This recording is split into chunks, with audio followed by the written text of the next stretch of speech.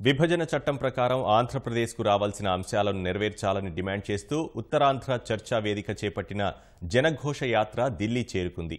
మాజీ మంత్రి కొణతాల రామకృష్ణ ఆధ్వర్యంలో ఢిల్లీ రైల్వే స్టేషన్ ముందు ఉత్తరాంధ్ర చర్చా వేదిక సభ్యులు నిరసన తెలిపారు.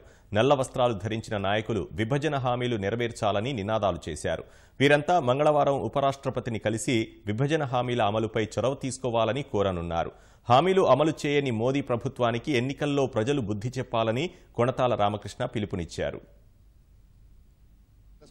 పన్నుల రాయితీ ఇస్తున్నారు, వాటి గురించి పక్కకు పెట్టారు. కొన్ని ప్యాకేజ్ అన్నారు, ప్యాకేజ్ కూడా ఇచ్చే కార్యక్రమం చేయలేదు. వెనుకబడినటువంటి జిల్లాలకు ఆర్థిక ప్యాకేజ్ అని చెప్పి బుందేల్ఖండ్ తరహాలో ఇస్తామని ఏదైతే మాట ఇచ్చారో ఆ మాట నిలబెట్టుకోకుండా పూర్తిగా పక్కకు పెట్టారు.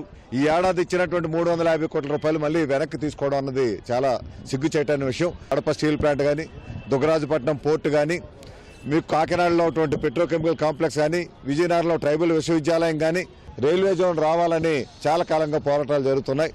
ఆ హామీ విభజన చట్టంలో ఉన్నప్పటికీ వీరు కేవలం నిర్లిప్తంగా ఆంధ్ర రాష్ట్రానికి తీవ్రమైనటువంటి అన్యాయం చేస్తున్నటువంటి మోడీ సర్కార్ను కళ్ళు తెరిపించాల్సినటువంటి అవసరం ఎంత ఉంది.